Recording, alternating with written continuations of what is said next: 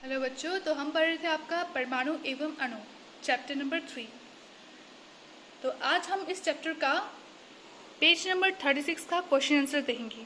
तो पहला क्वेश्चन देखिए, एक अभिक्रिया किया गया है जिसमें 5.3 ग्राम सोडियम कार्बोनेट लिया है और 6 ग्राम एथेनॉइड अम्ल लिया है। इन दोनों को मिलाकर हमने रिएक्शन किया है, यानी कि अभिकृत किया है इन दोनों केमिकल्स को लेकर।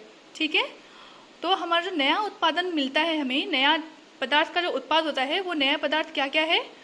2.2 ग्राम कार्बन डाइऑक्साइड है, 8.2 ग्राम सोडियम एथेनॉइड है और 0.9 ग्राम हमारा जल है। तो ये 3 नया पदार्थ यहाँ पे उत्पाद हुआ है। ठीक है, अब क्या बोला है, इस अभिक्रिया द्वारा हमें दिखाना है कि यह जो परीक्षण हुआ है द्रव्यमान संरक्षण के नियम के अनुरूप हुआ है। तो हम क्या करेंगे, जो रिएक्शन है उसको लिख लेंगे। उसके बाद हमें देखो, सोडियम कार्बोनेट क्वेश्चन में दिया गया है, कितना था हमारा? 5.3 ग्राम था, लिख लेंगे नीचे में 5.3 प्लस एथेनॉइड अम्ल कितना था? 6.0 था, 6.0 ग्राम लिख लेंगे। एरो के इस पार इसको हम इधर लिखेंगे, एरो के इस पार कितना था? सोडियम एथेनॉइड था, बना नया पदार्थ, कितना बना था वो? 8.2 बना था। कार्बन डाइऑक्साइड कितना बना था हमारा? 2.2 ग्राम बना था और जल कितना बना था हमारा? 0.9 ग्राम बना था। तो जो भी दिया गया है आप लिख लोगे और जो नया पदार्थ उत्पादन हुआ है वो एरो के इस तरफ लिखोगे ताकि आपको समझने में आसानी हो। ठीक है, तो मैंने यहाँ पर इस तरह से लिख लिया है। देखिए, हमारा जो रिएक्टेंट था, जिसको मिला के हमने अभिकृत किया था, हमने लिखा कितना था वो भी लिख लिया मैंने, और कितना कितना हमारा नया पदार्थ बना वो भी लिख लिया। दूसरा बात क्या हमने क्या किया, जितना भी हमारा द्रव्यमान दिया गया है अभिक्रिया करने से पहले जिस केमिकल का दिया गया है उसको मैंने प्लस कर लिया और निकला हमारा 11.3 ग्राम। और अभिक्रिया करने के बाद जब हमारा नया पदार्थ बनता है, उस नया पदार्थ का जो द्रव्यमान निकला हमारा जो था, उतने द्रव्यमान को भी मैंने जोड़ लिया, तो फिर से हमारा निकला 11.3 ग्राम। तो आप लोग इस तरह से दिखाएंगे और इस तरह से दिखाने के बाद यहाँ नीचे में एक लाइन लिखेंगे कि इस अभिक्रिया में अभिक्रिया करने से पहले जो भी रिएक्टेंट्स थे, रिएक्टेंट्स को हिंदी में क्या बोलते हैं आप लोग खुद लिख लीजिएगा, जो भी रिएक्टेंट्स थे उसका जो द्रव्यमान था वो था 11.3 ग्राम। ठीक है, और अभिक्रिया करने के बाद जो नया पदार्थ बना उसका भी द्रव्यमान 11.3 ग्राम ही था। तो इससे हमें ये पता चलता है कि यह अभिक्रिया द्रव्यमान संरक्षण के नियम के अनुरूप है, क्योंकि यहाँ पे द्रव्यमान में कोई परिवर्तन नहीं आया है।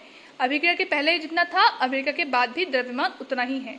तो आप लोग ये लाइन खुद यहाँ पे नीचे में लिख लीजिएगा।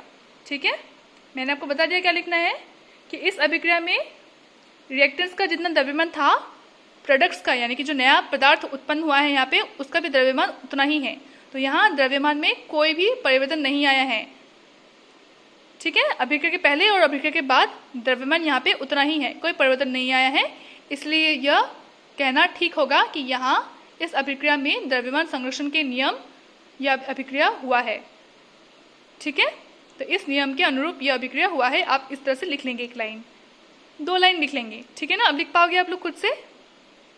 ठीक है, अब हम देखते हैं क्वेश्चन नंबर 2। क्वेश्चन नंबर 2 में कहा गया है कि हाइड्रोजन एवं ऑक्सीजन द्रव्यमान के अनुसार 1:8 के अनुपात से संयोग करके जल का निर्मित करते हैं। मैंने आपको बताया है कि किस तरह से यह 1.8 के अनुपात के संयोग में जल निर्मित करते हैं। आपको मैंने बताया है कि हाइड्रोजन और ऑक्सीजन कितना कितना द्रव्यमान के साथ जल निर्माण करता है। ठीक है, तो अगर मान लीजिए 3 ग्राम हाइड्रोजन गैस लिया है और हमको जल बनाना है, तो इसमें हम ऑक्सीजन कितना लेंगे?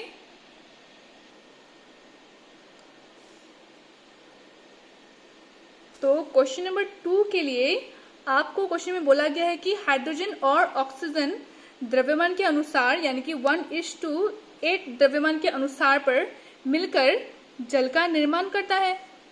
ठीक है, तो अगर 3 ग्राम हाइड्रोजन दिया जाए, 3 ग्राम हाइड्रोजन दिया जाए, यहाँ पे देखो इस रेशियो में 1 हाइड्रोजन के लिए है और 8 हमारा ऑक्सीजन के लिए है। ठीक है, तो अगर 3 ग्राम हाइड्रोजन दिया जाए तो उसके साथ हम कितना ऑक्सीजन लेंगे? हाँ, कितना ऑक्सीजन लेंगे कि हमारा जल बने? तो इसमें भी द्रव्यमान के अनुसार हमें संयोग दिखाना है।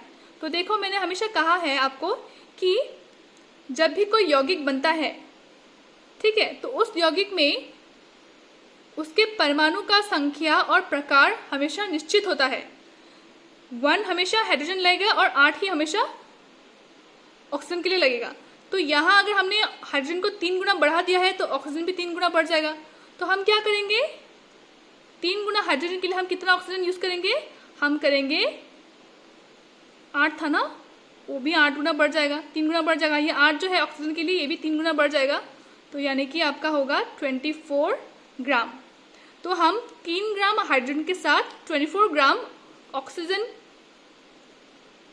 मिलाएंगे, तब हमारा इसमें वाटर बनेगा, यानी कि जल बनेगा। और ऑक्सीजन का द्रव्यमान कितना होगा यहाँ पे, 24 ग्राम। ठीक है, तो आप लोग देखो किस तरह से मैंने 24 ग्राम निकाला, समझ में आ जाएगा आपको, है ना। मैंने आपको कहा था, आपको डाल्टन का जो सिद्धांत था उसमें ही आपको ये बात बताई गई है कि कोई भी यौगिक में परमाणुओं का जो भी तत्व है, उस तत्व का संख्या और प्रकार हमेशा निश्चित होते हैं। तो हाइड्रोजन के साथ जब 1 रहेगा तो हमेशा ऑक्सीजन यहाँ पे 8 ही रहेगा। तो यहाँ देखो, अगर हमने हाइड्रोजन को 3 गुना बढ़ा दिया, 3 ग्राम कर दिया, तो ऑक्सीजन भी 3 गुना बढ़ेगा। तो हमने उसके साथ 3 इंटू कर दिया तो 24 ग्राम आया। तो हम बोल सकेंगे कि 3 ग्राम हाइड्रोजन के साथ 24 ग्राम ऑक्सीजन मिलाने पर हमारा जल निर्मित होगा।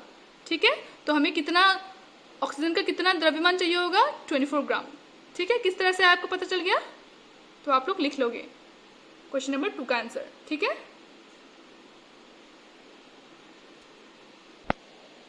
आप क्वेश्चन नंबर 3 को देखिए। डाल्टन के परमाणु सिद्धांत का कौन सा अभिगृहित द्रव्यमान के संरक्षण के नियम का परिणाम है। डाल्टन के परमाणु सिद्धांत, अब डाल्टन ने कुछ परमाणु सिद्धांत दिए थे, उनमें से कौन सा अभिगृहित द्रव्यमान के संरक्षण के नियम का परिणाम है। तो उनमें से कौन सा वाला सिद्धांत आपको द्रव्यमान के संरक्षण के नियम के बारे में बता रहा है, तो आप देखेंगे। तो यहाँ पे आपके ये सारे सिद्धांत है। यहाँ पे देखो, द्रव्यमान संरक्षण के बारे में कौन सा सिद्धांत बता रहा है, अच्छे से पढ़ेंगे तो आपको पता चलेगा कि सिद्धांत 2, ठीक है, ये दूसरा वाला जो सिद्धांत दिया गया है डाल्टन का, उसी में बताया गया है द्रव्यमान संरक्षण के बारे में। तो आप लोग लिखेंगे ये वाला सिद्धांत। ठीक है, तो ये वाला सिद्धांत को आप लोग क्वेश्चन नंबर 3 का आंसर के हिसाब से लिख लेंगे। ओके, अब चलते हैं क्वेश्चन नंबर 4 पे। क्वेश्चन नंबर 4 में कहा गया है, डाल्टन के परमाणु सिद्धांत का कौन सा अभिगृहित निश्चित अनुपात के नियम की व्याख्या करता है। तो डाल्टन का कौन सा सिद्धांत है जिसमें आपका अनुपात के नियम का व्याख्या कर रहा है। तो फिर से अगर हम यहाँ पे देखें तो आपका ये लास्ट वाला पार्ट देखिए, किसी भी यौगिक में परमाणुओं की सापेक्ष संख्या एवं प्रकार निश्चित होती है। ये वाला अनुपात यानी कि नंबर्स पूछा गया है, तो ये वाला होगा। अब देखो 5 में भी अनुपात के बारे में बताया गया है, लेकिन इसमें बताया गया है कि जो अनुपात होता है वो पूर्ण संख्या, छोटी पूर्ण संख्या में होता है।